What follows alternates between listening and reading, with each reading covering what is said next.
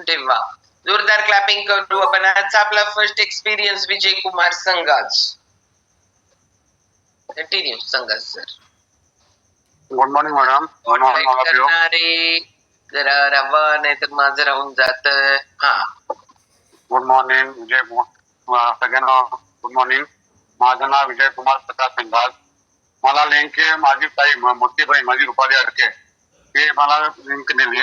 त्यामुळे याच्यात मी आलो तर वेट लॉससाठी मला जवळजवळ 15 किलोचा वेट लॉस करायचा होता. मला ते सांगितले माझं असं आहे ते वरून सिंपल आहे, नंतर मग तू चालू कर.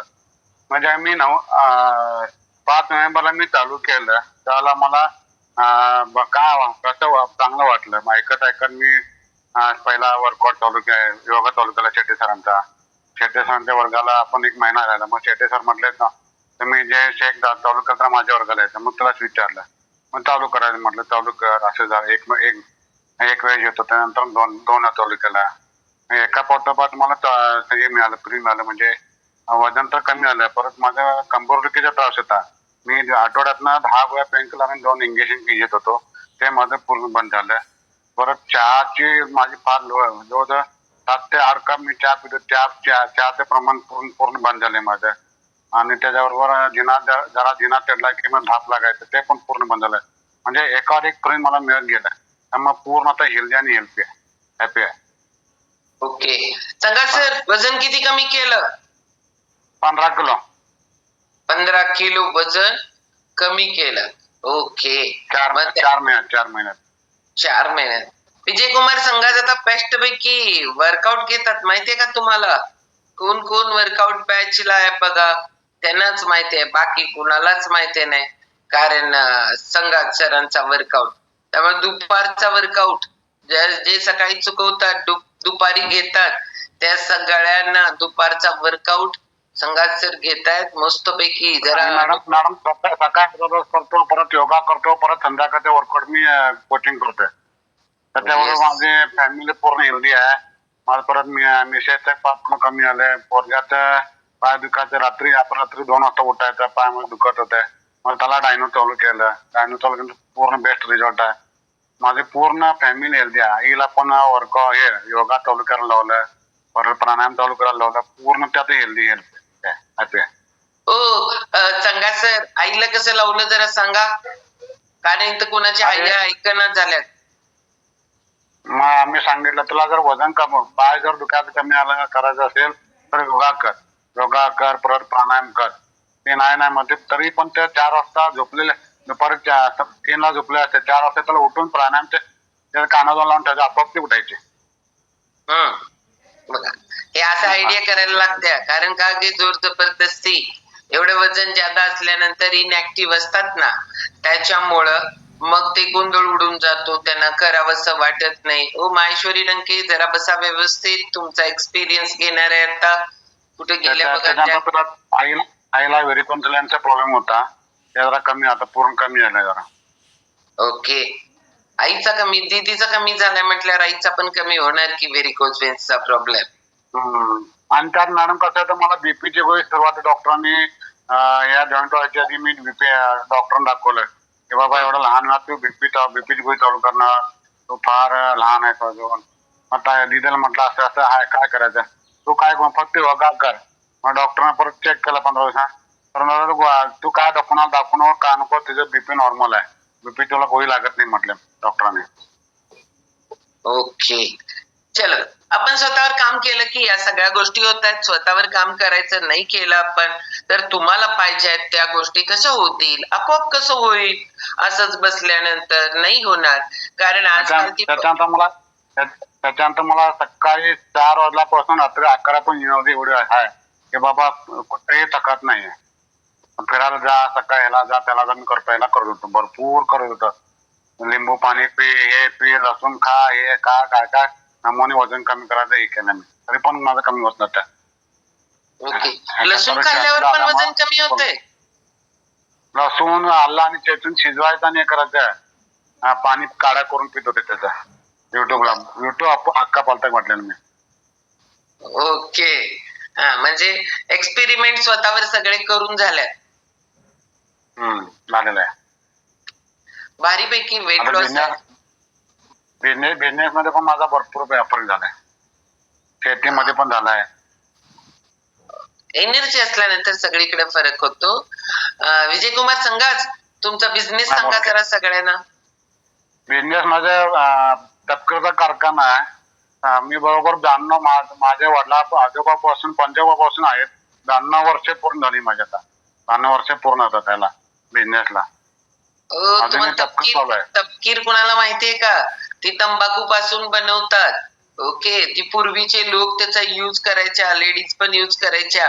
मी मुद्दाम विचारले त्यांना, कारण ही आताच्या लोकांना माहिती नाही. आता सगळं बंद झालंय, ते खूप कमी झालंय.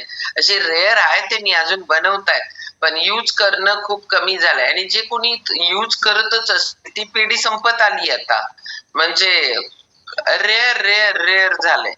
ओके, बाकी मेडिकल याच्यामध्ये कुठे आमच्या उपयोग औषधी पण करतात आहेत माहिती तपकीर नाही. मॅडम तपकीर पण औषधी आहे. कापूला तर नुसतं धुवायचं आणि लगेच तिथं लावायचं जखमीवर, लगेच कमी होतं रक्त. हा, मग परत ते सांगते मेडिकल यूज काही आहे ते म्हणजे काय काय आहेत माहिती नाहीये. पण आज यांचं जर 92-93 वर्ष जर चालतंय तर त्याचा काहीतरी यूज असेल कुठंतरी. म्हणजे चांगलं विधायक आणि विघातक दोन्ही पण कामं करू शकतात कुठलीही गोष्ट.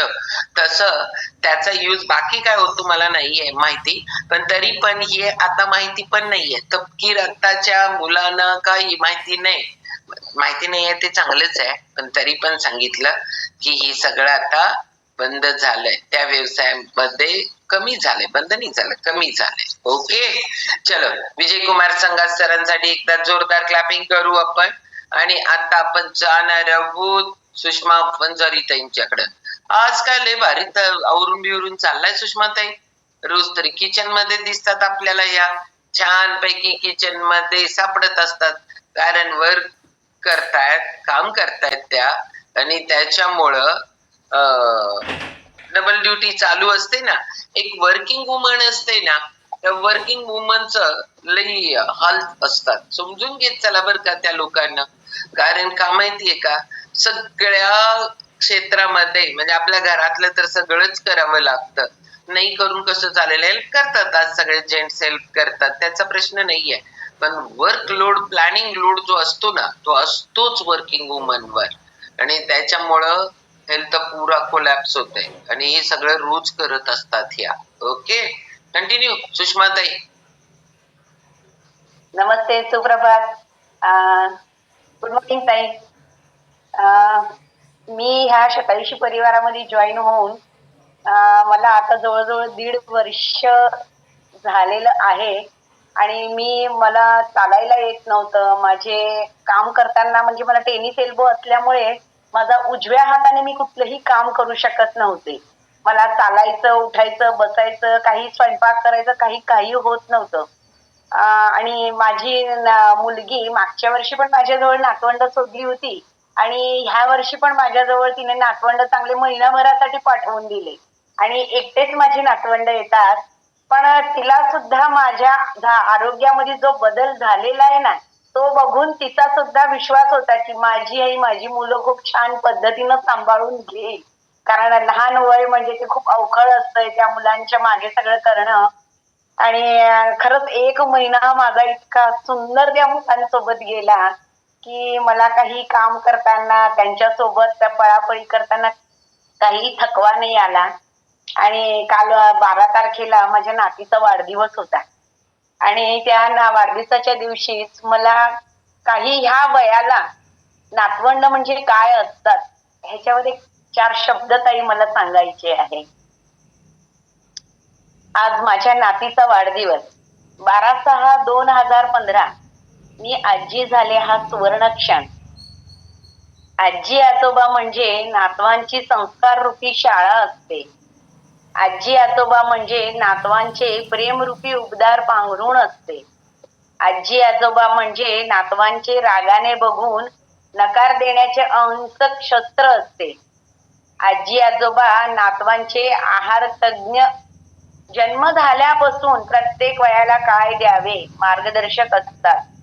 आजी आजोबा खेळाच्या मैदानात नातवांचे सवंगडी, रेफरी, संरक्षक, नवे खेळ शिकवणारे कोच असतात.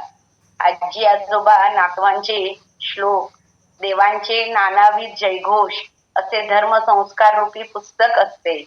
आजी आजोबा नातवांचे शालेय सुट्टीत वेगळे छंद, नवीन उपक्रम, निसर्गाचे संवर्धन शिकवायचे वर्ग असतात. आई वडील सोबत नसताना एकटे राहायचे, छोटे छोटे स्वतःचे काम करायचे, घरातील सोपी काम शिकायचे, स्वावलंबी बनायचे. वायफळ हट्ट आई वडील शिवाय कोणी पुरवत नाही.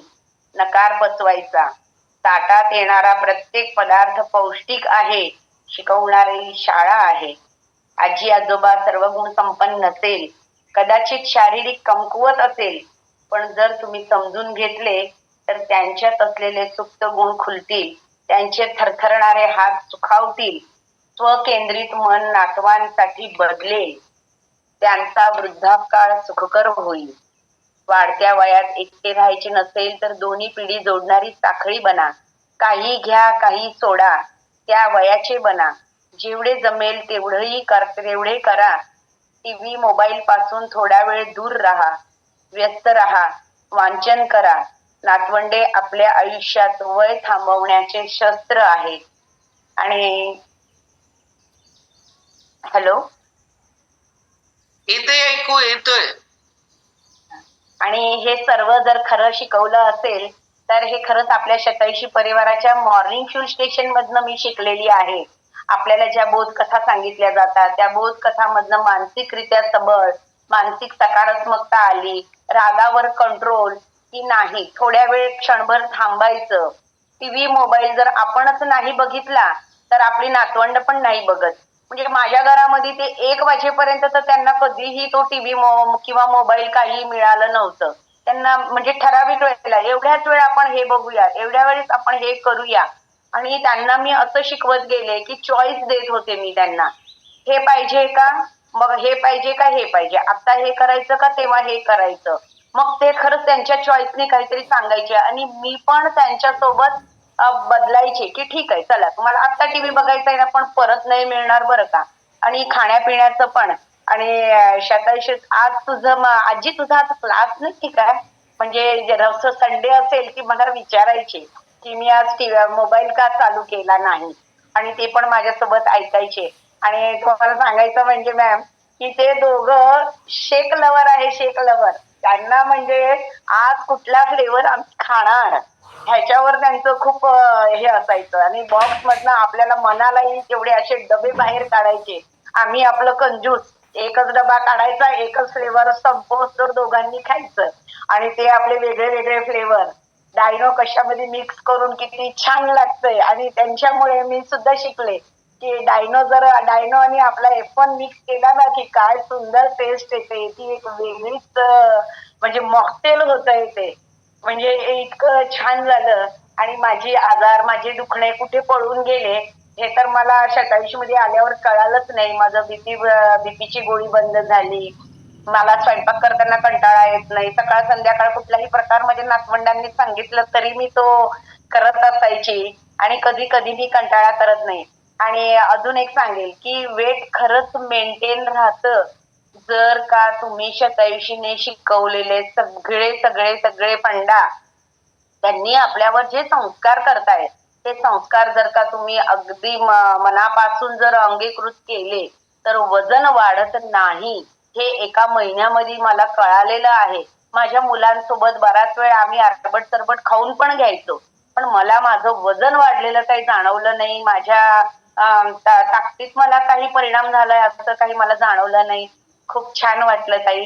आणि हे जे काही मी लिहायला शिकले आहे हे कदाचित शतायुषीचं जे मी सकस संतुलित आहार घेते, जो मानसिकरित्या आपल्याला तयार करायला जे वेगवेगळ्या बोधकथा सांगितल्या जातात ह्या सगळ्या गोष्टींमुळे, आणि इतर लोकांची पण आपण दुखणी ऐकतो किंवा कोणी चांगले कसे झाले ते सगळं आपण ऐकतो, त्यावरनं असं वाटतं की नाही. आणि मला तर ह्या मॉर्निंग फ्यूल स्टेशनचं ना व्यसन आहे, व्यसन, की जर ते मला सकाळी 7:15 वाजले की माझा बोट तिकडे गेलेलाच असतो. मी काहीही करत असू दे पण माझं हे समोर चालूच असतं. आणि ताई तुम्ही सांगतात तसं की आपण जरी नोकरीला जात असलो तरी आपल्याला जर का हे मनापासून ऐकायचंच असेल तर इथे आपल्याला कोण बघतोय किंवा काय कोण काय म्हणेल ह्याच्यापेक्षा आपल्या मनावर ह्याच्यातून काय काय संस्कार होणार आहे, आपल्याला काय काय मिळणार आहे, आपल्याला आहाराविषयी माहिती मिळेल, आपल्याला विटॅमिन्स विषयी माहिती मिळेल, आपल्याला आरोग्याविषयी माहिती मिळेल.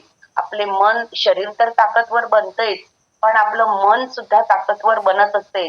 प्रत्येक वयाला आपल्याला काय काय अडचणी येतात, कुठल्या कुठल्या वयाला, म्हणजे जसं स्त्रियांच्या आरोग्याविषयी सांगितलं जातं, मेनोपॉज दरम्यान आपल्याला काय काय होत असते, हे सगळं आपल्याला जे काही कळतंय. कसं असतं माहितीये का सुषमाताई, जेव्हा आपण स्वतःसाठी वेळ द्यायला लागतो, आवड असेल तर सवड मिळते, आवडच नसेल तर सवड कुठनं मिळणार.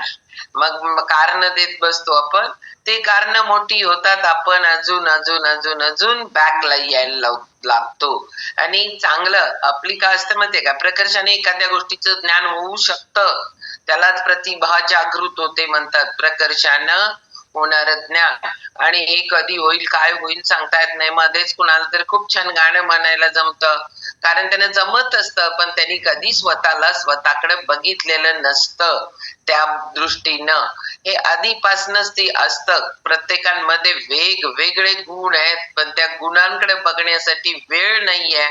आपण वेळ नाहीये म्हणजे आत्मपरीक्षण जे करायला पाहिजे ते आपल्याकडं होत नाहीये. थोडस तब्येत चांगली व्हायला लागली, आरोग्य चांगलं व्हायला लागलं, तर मग आपण नॅचरल तिकडे उडा वळतो आणि आपल्याला या गोष्टी कळायला लागतात की अरे आपल्याला पण जमतं. खूप लोक स्पीकर आहेत, ह्याच्यातल्या खूप लोकांना बोलायला जमायला लागलंय. आमच्या सकाळच्या वर्कआउट बॅचला या, कसले भारी टॉपिक घेतात माहितीये का. आज प्रिया भंडारींचा टॉपिक किती छान झाला तिकडं, कारण स्पीकर आहे पण माहिती नाही आपण बोलू शकतो का. बोलतात तर सगळ्यांना येतं, फक्त असं चुकायला आवडत नाही म्हणून बोलत नसतात. तर इकडे सगळ्या गोष्टीला वाव मिळतो. ओके, जोरदार क्लॅपिंग करू आपण सुषमा वंजारी ताईंसाठी. आणि आता आपण जाणार आहोत तारामती मॅडमांच्याकडे. मॅडम जरासा मोबाईल खाली वर करा ना, तुमचा चेहराच दिसत नाही. कारण मोबाईलचं तोंड थोडस वर करा. तुम्ही परत हे झाला. हा बोला आता. Good morning. म्यूट करा, म्यूट. हा आता दिसला बरोबर. आता बोला. नाव, कुठून आहात, लिंक पहिल्यांदा म्यूट काढा, म्यूट.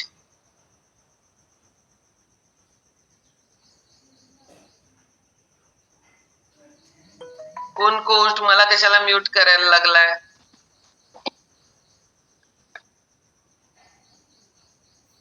Good morning everyone. हा बोला, येतोय आवाज. मी तारामती बापू भोरे मॅडम. बोला बोला, मी मध्ये मध्ये बोलायला लागले ना, तुमची लिंक तुटणार आहे, त्यामुळे तुम्ही कंटिन्यू. मी तारामती बापू भोरे, माझे वय 45 आहे. मी अब्दुल्ला PH मध्ये आशा सेविका म्हणून कार्यरत आहे. मला लिंक शुभदा काकी यांनी दिली. माझे दुसरे काही चॅलेंज नव्हते. माझे वाढलेले वजन हेच माझ्यासाठी खूप मोठे चॅलेंजेस होते. माझे वजन 2 महिन्यामध्ये 10 kg कमी झाले आहे. तसेच माझ्या स्किन मध्ये फरक पडला आहे. मला सगळेजण विचारतात असं एवढं म्हणजे तू काय केलीस, एकतर तुझं वजन कमी झालंय, तुझ्या स्किन मध्ये पण असं फरक पडलाय. तर मी त्यांना हेच सांगते की मी सकस संतुलित आहार घेते आणि तुम्ही पण घ्या. फक्त आपल्याला हेच एवढंच सांगायचं आहे की आपल्याला या सगळ्या गोष्टी, फक्त एवढंच नसतं ना, सकस संतुलित आहार घेतल्यावरच सगळं होतं का, नाही होत. मग सगळं मिळतं ना. मॅडम हा आपल्याला आणि योगाची वगैरे लिंक मी त्यांना देते, मला ज्यांनी विचारते त्यांना. तसंच मॅडम माझा मुलगा आजारी होता, त्याला निमोनिया झाला होता. 15 ते 20 दिवस तो ऍडमिट होता. त्यावेळेला मी मिलिंद सरांचं मार्गदर्शन घेतले आणि त्यांच्या मार्गदर्शनाखाली माझ्या मुलाला पण एक वेळचा सकस संतुलित आहार चालू केला. त्यासोबत प्रोबायोटिक विटॅमिन पण चालू केले. त्यामुळे माझ्या मुलाला लगेच असं फरक पडला. त्याचे पण वजन आता वाढायला चालू आहे मॅडम. मध्ये मी भाग घेतले होते. आता परत येणार आहे. आता मी मध्ये माझ्या मिस्टरांना त्यामध्ये जॉईन केले. ओके, तुम्ही आला आयडियल वर, तुम्ही आहे काय नाही आहे. माझं 10 kg कमी झाले मॅडम. अजून किती पाहिजे करायला. मी अजून 10 किलो करणार आहे. बर, मग मिस्टरांना घ्यायला सांगितले, मग तुम्ही आहे काय नाही आहे म्हटले. मी ते काय अजून हे केलं नाही मॅडम, पण मिस्टरांना घेणार आहे मॅडम. त्यांचं पण म्हणजे वजन जास्त आहे त्यामुळं. Yes, okay. महत्वाचं म्हणजे मला मार्गदर्शन हेमाताई, सुमनताई, तसेच मिलिंद सर, शुभदा काकी यांचे छान म्हणजे मोलाचे मार्गदर्शन मिळाले मॅडम. आणि तुमचा आणि खरं म्हणजे सांगायचं, दिवसाची सुरुवात तुमचा आवाज ऐकल्याशिवाय आमची सुरुवातच होत नाही. आणि चलो जोरदार क्लॅपिंग करू आपण तारामती मॅडमांसाठी. कारण काय आहे की हेच तरी म्हणते की हे सगळं स्वतः मनापासून करतोय आपण. आणि मनापासून करताना कोण आपलं लई कौतुक करायला लागलं की मला भारभऱ्याच्या झाडावर चढून कुठेतरी असे कान पितळी होतीलची भीती वाटत्या. म्हणून तारामती ताई थांबवलं. कारण ती सवय लागली ना लई वाईट असत्या. स्तुती ऐकायला लई आवडतं, पण स्तुती सातत्यानं ऐकायला लई आवडत असतं. आणि मग ते ऐकायला लागलं, ती सवय लागली की मग असं वाटायला लागतं, अरे आज नी दिला आणि आज सांगितलंच नाही. काय गरज नाही. आपण मनापासून सगळ्या गोष्टी करायच्या आणि हे सगळ्यांनी मनापासून करतायत. खूप खरंच म्हणजे आम्ही स्वतःला म्हणतो, परवा जसं बोललो ना, कर्म सिद्धांत काहीतरी आपण एकमेकाचं देणं घेणं लागत असतो. त्याच्यामुळे तो संजोग आहे की आपण सगळे भेटलोय एकमेक. तुमच्या एक्सपिरियन्स मधून अजून आम्ही कॉन्फिडंट होतो. म्हणजे घेतलं आणि दिलं दोन्ही क्रिया इथं होतात. जो कॉन्फिडन्स तुम्ही घेताय आमच्याकडून, आम्ही घेतोय तुम्ही काढलेल्या रिझल्ट मधून, त्यामुळे हे सगळं इथं ओकेच होऊन जातं. आणि हे असे सगळे बेस्ट रिझल्ट येतात कशामुळं? तुम्ही ठेवणाऱ्या श्रद्धा विश्वास याच्यामुळं. दिवसभरामध्ये उठल्यापासून झोपेस तोपर्यंत जी लाईफस्टाईल लागते, ज्याच्यामध्ये संस्कार लागतात. काही पूर्वीच्या काळात ना, सकाळीच माझ्या बहिणीचा फोन आला होता आणि चुलत बहिणीचा, आणि एक स्थळाबद्दल चौकशी करत होती. अजून तसं आहे बरं का हे सगळं. आणि मग स्थळाबद्दल चौकशी करताना पहिलं वाक्य होतं, संस्कारी घराणं आहे का? मी म्हटलं संस्कारी घराणं म्हणजे काय सांग जरा मला. म्हणजे मग ते फक्त एवढंच की चांगलं खाणं, चांगलं राहणं, चांगले विचार. पहिल्यांदा त्या घराला संस्कारी घराणं म्हणजे ते जनरेशन टू जनरेशन ते गुण यायला पाहिजेत असं. तर ते आपल्यावर पण ना सगळ्यांच्यावर या गोष्टीची गरज असते. आणि प्रत्येक जण अटोकाट प्रयत्न करत असतो की जसं मगाशी सांगितलं ना सुषमा वंजारी, की आपल्या नेक्स्ट जनरेशन मध्ये जावं. विद्या कुन्नोरे बसलेत बघा ना तिला घेऊन निवांत ऐकायला. का तर जनरेशन टू जनरेशन या सगळ्या गोष्टी मुलांना पण जाव्यात. संस्कार प्रत्येक आई वडील खूप चांगलं करायचा प्रयत्नच करत असतात. आणि तेच गोष्ट ऍज अ फॅमिली म्हणून शतायुष्य फॅमिली करायला लागले. सोमवारी मस्तपैकी अर्चिता मॅडमाचा टॉपिक, शनिवारी वैद्यताईंचा टॉपिक, आणि मध्ये जे टॉपिक आहे त्याच्यामध्ये हेल्थ आहे, मन आहे, एवढ्या सगळ्या गोष्टी असं पॉवरफुल खचाखच भरणारा वीक असतो आपला. आणि आज शेवट आहे आठवड्याचा, उद्याला सगळ्यांना सुट्टी आहे. पण सगळ्यांना जरी सुट्टी असली तरी आजचा लेसन वैद्यतांची बोधकथा ही डोळ्यात अंजन घालते आपल्याला. म्हणजे काय आहे, डोळ्यात अंजन घालणं म्हणजे एखाद्या गोष्टीकडे बघण्यामध्ये थोडीशी क्लिअरिटी आणायचं काम करतात. म्हणजे लाईफ कडे बघण्याला जी क्लिअरिटी पाहिजे ना ती महत्वाची असते. आणि त्याच्यामुळं मग आपल्याला आनंद मिळायला लागतो. आयुष्याकडे बघण्याचा दृष्टिकोन चेंज झाला ना. आपल्या शोभाताई म्यूट करा ना. आपल्या आज शोभाताई म्यूट करा, अनम्यूट करून बोलायला लागलं. आपल्या आजूबाजूला किती पण म्हणाल्या निरुताईने फोन केलत्या, सविता दानोळे कुरुंदवाडला आहे ना आपला कार्यक्रम. आपल्याला सगळ्यांना हे ठिकाण आहे का शोभाताई विचारायचं.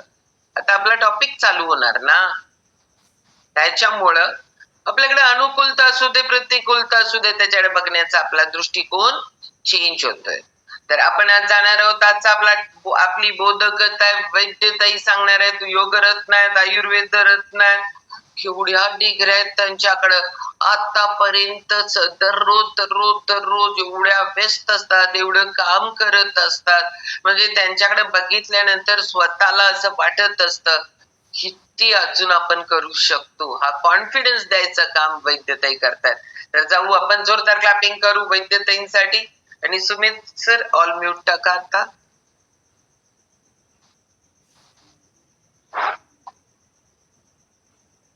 वैशाली ते अनम्यूट करा.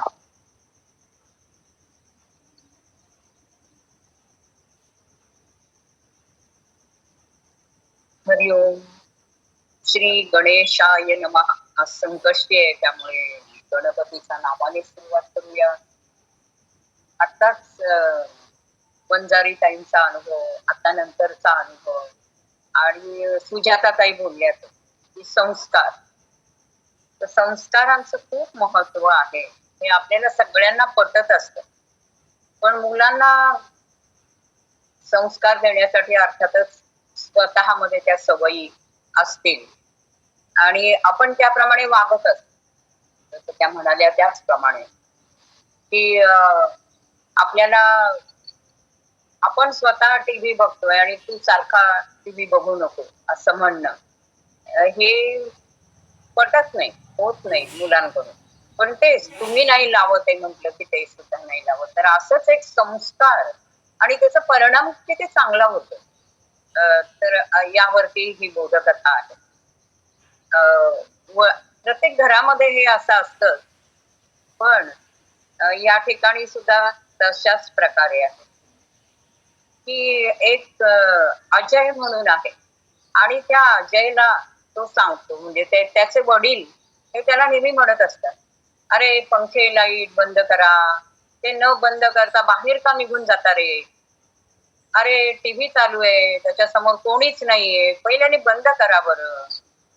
अरे तो पेन कुठे टाकलाय? स्टँड आहे ना, स्टँड वर ठेव, नाही तर खाली पडेल. तर अशा सारख्या सूचना वडील करत असतात. ते स्वतः ठेवतच असतात व्यवस्थित आणि त्यामुळे ते सांगत असतात. मुलाला कसं वाटतं की हे किरकोळ कारणासाठी सारख्या सूचना बाबा देतात, हे काही बरं नाही, अजिबात त्याला आवडत नाही. आणि त्यामुळे त्याला घरात थांबायलाच नको वाटतं. कारण काय, घरात थांबलं की काही ना काहीतरी सूचना बाबा करणार. आता आपल्या प्रत्येक घरात थोड्याफार फरकाने असं असतंच की नाही. काल ज्या वेळेला आदल्या दिवशी वडिलांबरोबर तो या घरात राहत होता, तर त्याने हे सगळं सहन केलंच आहे.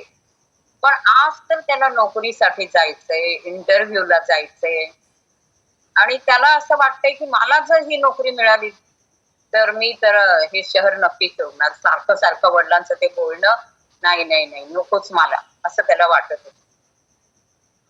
तो निघाला इंटरव्ह्यूसाठी. मनावर कुठलंही दडपण न ठेवता विचारलेल्या प्रश्नांची उत्तर बेधडक दे आणि नाही उत्तर आलं तरी तरी काहीतरी ठोकून दे, असं वडिलांनी त्याला सांगितलं. त्याला इथेही राग आला. आता मी निघालो इंटरव्ह्यूला आणि तरी पण बाबांनी सूचना केलीच मला.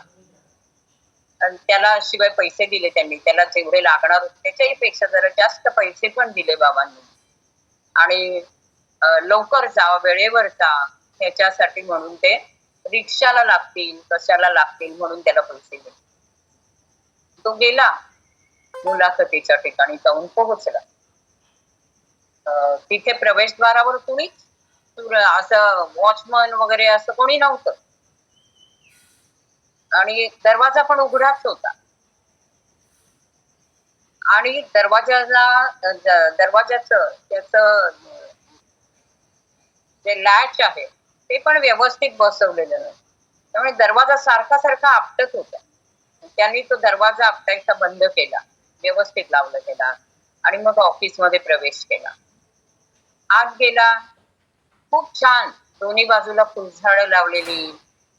बागकाम करणाऱ्या माणसाने बागेतले नळ उघडेच ठेवलेले, पाणी वाहत होतं आणि तो बागकाम करणारा कर्मचारी पण कुठे दिसत नव्हता.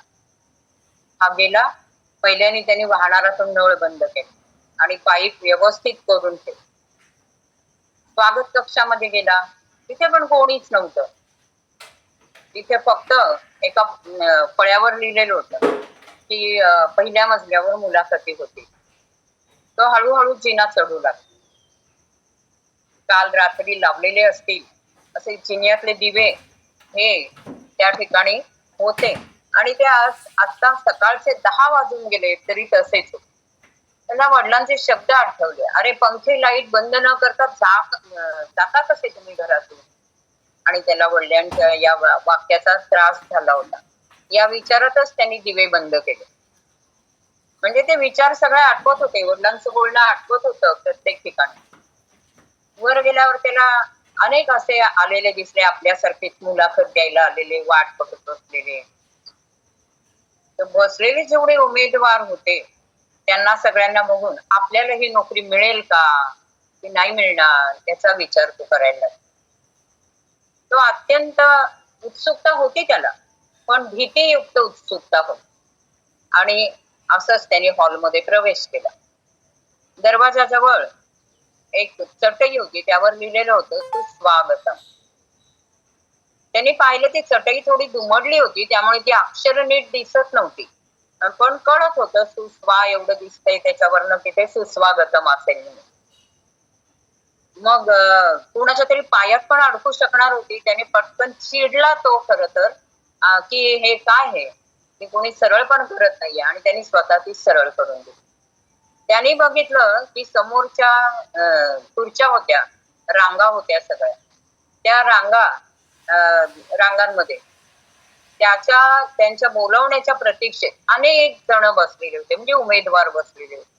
मागच्या काही ओळी रिकाम्या होत्या, पण त्या रांगांवरचे सगळे पंखे विनाकारण चालू होते. त्याने पुन्हा आपल्या वडिलांची वाणी ऐकली, पण त्याला ते असं बघितलं की त्याला ऐकू, आता बाबा बोलणार, आता बाबा बोलणार. हे घरात जसं होतं तर तसंच कुठेही गेलं तरी त्याला ते आठवायचं. त्याने पुन्हा आपल्या वडिलांचं ते बोलणं ऐकू आलं त्याला, अरे पंखे लाईट बंद न करता का निघून जाताय.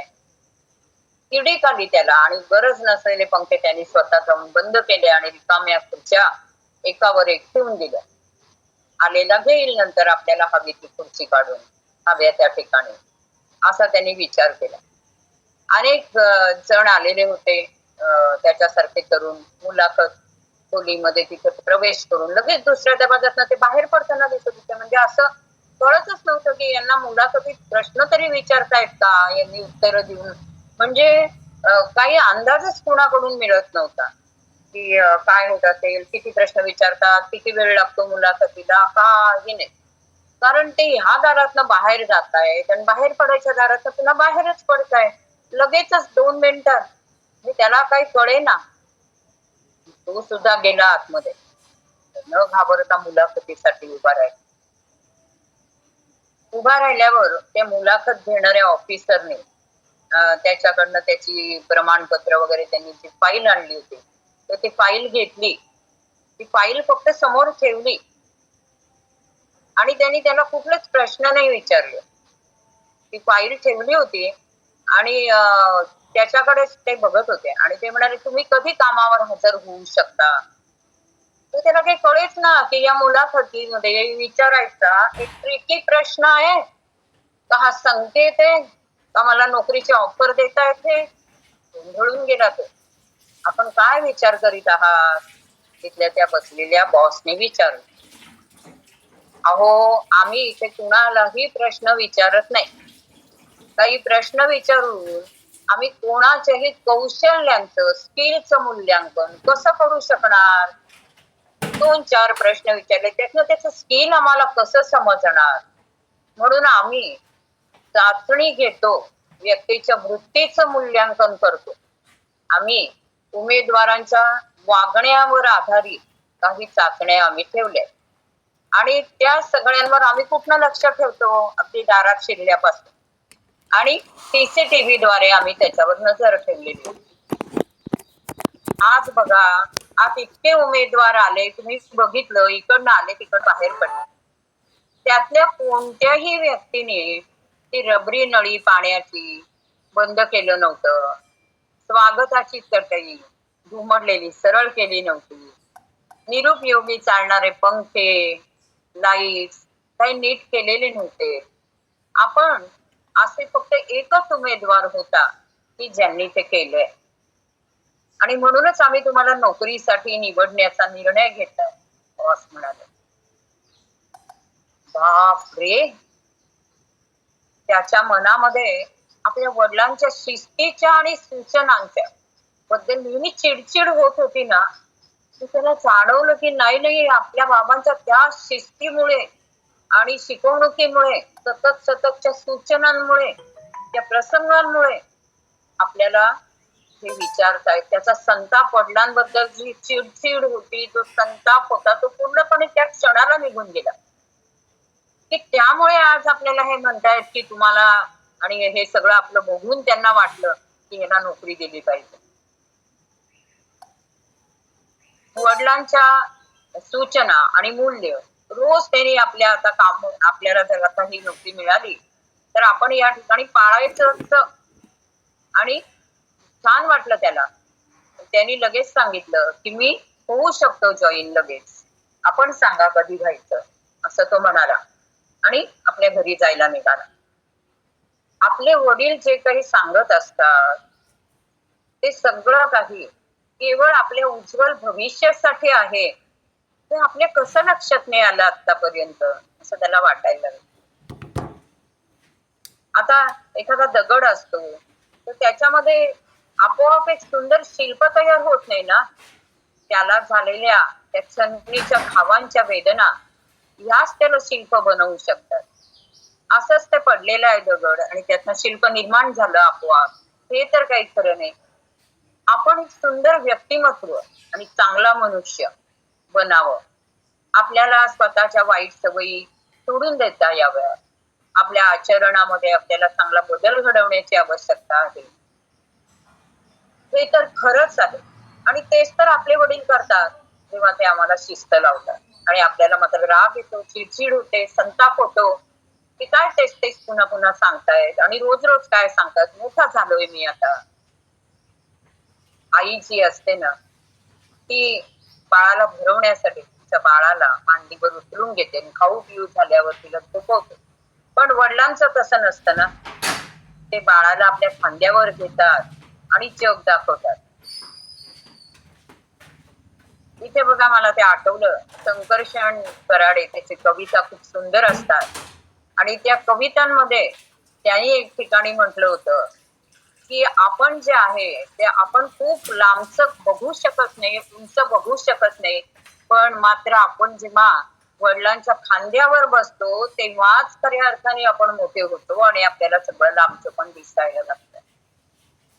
तर हे त्याला सगळं आता आठवतंय, पटतंय आणि म्हणून मग त्याला वाटायला लागलं की नाही, ते जग दाखवतात आपल्या खांद्यावर घेऊन बाबा, जे ते पाहू शकत नाही आणि आपण आईचं दुःख तिच्याकडनं ऐकून समजू शकतो. पण इतर कोणी आपल्याला त्याबद्दल सांगितलं तरच आपल्याला आपल्या वडिलांची वेदना, त्यांची कळकळ त्यामागची आणि त्यांचा हेतू, उद्देश हा आपल्याला तेव्हाच कळतो. हे त्याला वाटलं आणि त्याने ठरवलं की छे माझ्या वडिलांमुळे मला आणि त्यांनी लावलेल्या शिस्तीमुळे मला आता ही नोकरी मिळते आहे. तर आता मी रोज रोज त्याप्रमाणे तर वागणारच, माझं आचरण तसं ठेवणारच आणि बाबांना पहिलं जाऊन पाया पडणार आणि त्यांना मिठी मारणार, त्यांना हे सगळं सांगणार, बाबा तुमच्यामुळे मला आज ही नोकरी मिळते आहे आणि आपण खूप छान राहूया, माझ्या या नोकरीतनं मला पैसे मिळतील, आपण छानपैकी काय घरात सुधारणा करायच्या त्या करूया बाबा आणि आपण सगळे खूप आनंदाने या घरामध्ये राहूया. बघा, त्याला वाटत होतं की आपण नोकरी लागली की दुसऱ्या गावाला कुठेतरी लांब निघून जायचं आणि इथे यायचंच नाही, नकोच त्या सूचना रोज रोज ऐकायला, असं काहीतरी त्याला जे वाटत होतं ते त्याला आता आठवलं की आपण हे सांगायचंय, बाबांना हे सांगायचंय, गेल्या गेल्या त्यांना हे सांगायचंय आणि नाही सांगितलं तर माझ्यासारखा करण का मीच, मग मी उपकार म्हणजे असं की त्याला असं म्हणतात की उपकारकर्त्यावरच काहीतरी आपण करणं, तर हे उपकार पण नाही. वडिलांचं हे कधीच आपण विसरणार नाही आणि वडील जोपर्यंत आहेत तोपर्यंत आपण निश्चितच खूप चांगले राहणार, आपल्याला खूप चांगल्या चांगल्या संधी मिळणार, हे त्याला आता अगदी प्रकर्षाने वाटतं. आणि तो भराभर परत बाबांनी जास्त पैसे दिलेच आहेत, रिक्षा करतो आणि केव्हा एकदा जातो आणि वडिलांना भेटतो आणि एकदा त्यांना पाया पडतो, त्यांना सांगतो मला ही नोकरी मिळते आणि का मिळाली ते सांगतो, असं त्याला झालं होतं. हरिओम. चलो जोरदार क्लॅपिंग करू आपण वैद्यताईंसाठी. खरंच आहे, मुलं अनुकरण प्रिय असतात. तुम्ही ज्या गोष्टी करता त्या गोष्टीच आपण बोलू शकतो. आपण काय करत नाही त्या गोष्टी, नुसताच वारंवार सारखं सारखं सूचना करत बसलो की समोरच्याला आवडत नाही, त्याच्या मनामध्ये येऊन जातं. स्वतः नाही करत, आम्हाला सांगतायत. बोलण्याची ताकद जरी त्या वेळेला त्यांच्यात नसली तर त्यांच्या ज्या वेळेला मनगटात बळ येतं ना त्यावेळेला हे बोलतात. त्याच्यामुळं आपलं काय आपण करायला लागलो, जे संस्कार आहेत, सकाळपासून योगायोग आहे ना, तर संस्कार म्हणतो. हे संस्कार कुठून नाही येत, ते संस्कार आपल्यापासून आणि हे असं नसतं की हे फक्त आपल्यापुरतं मर्यादित असतं.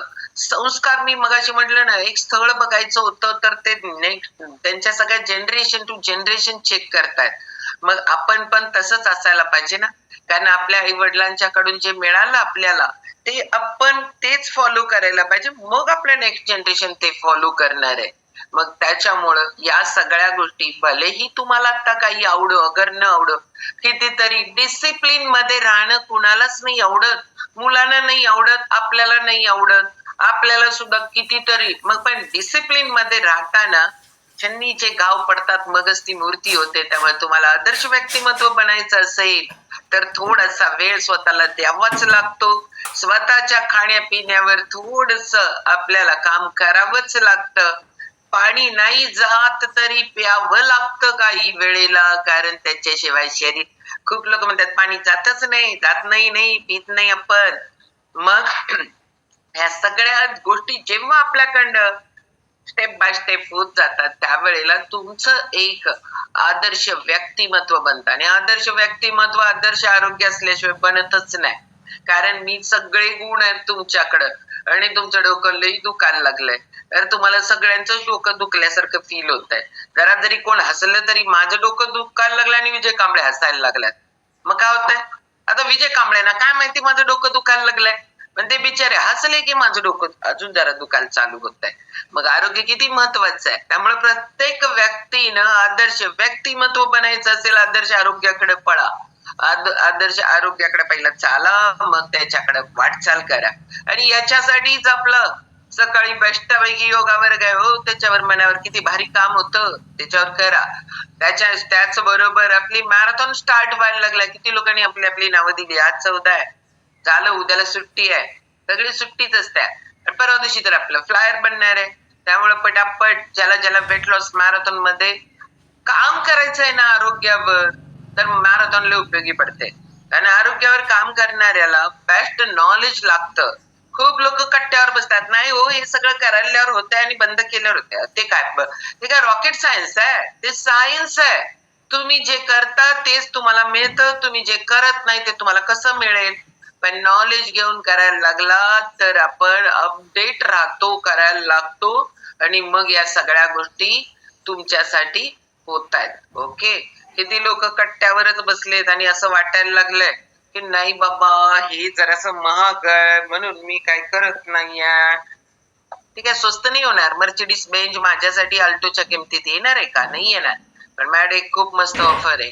कारण का की उद्या संध्याकाळी 7 ते 9 आपण आपल्याला ऑनलाईन वेलनेस कोच ट्रेनिंग आहे. ज्या लोकांना स्वतःला वाटतंय आपण लोकांना मदत करायला पाहिजे, आपल्याला हे सगळं स्वस्त फ्री पडायला पाहिजे आणि खूप लोकांचं आयुष्य बदलून आपलं स्वतःचं आयुष्य बदलण्याची पुण्याई कमवायची आहे, तर आपल्याला संध्याकाळी याच लिंकवर बरोबर उद्या संध्याकाळी ह्याच लिंकवर 7 ते 9 आपण जॉईन करणार आहोत. पण त्याच्यासाठी मोबाईलचा डाटा शिल्लक ठेवा. 7 ते 9 पर्यंत संपवून टाकतो आणि मग आपण बाहेर पडतो. डेरे सर स्वतःला जरासा वेळ द्यायला लागले. उज्ज्वला मॅडम विचारतात, सावंताई आहेत डेरे सर, पण डेरे सर जरास बाहेर आहे. ओके, चलो. त्यामुळे या सगळ्या गोष्टी करू. उद्या परवा दिवशीच्या वर्गाची लिंक खूप लोकांपर्यंत देऊ. उद्याला सुट्टी आहे तर 10 लोकांबरोबर देऊ. त्याला जरा असे खाण उघडणी करू. कर आरोग्यावर काम हो, योगाच्या वर्गावर जॉईन. या सगळ्या गोष्टींसाठी बोलावं लागतं, वारंवार बोलावं लागतं, सारखं बोलावं लागतं. आणि ती गोष्ट आपण सगळेजण करू उद्याला. आणि उद्याला सुट्टी आहे, ऑल सेशन्सला सुट्टी आहे, पण उद्या संध्याकाळचं सेशन आहे. 7 ते 9 वेलनेस कोच ट्रेनिंग आहे. ओके, चलो कुछ लोक भेटणार आहोत लगेच. आज दुपारी 4 वाजता प्राणायामाचा वर्ग, 5 ते 6 वर्कआउट बॅच, 6 ते 7 योगासनांचा वर्ग आणि भेटणार आहोत सोमवारी सकाळी. Thank you very much. Good day. हरिओम सगळ्यांना. थँक्यू.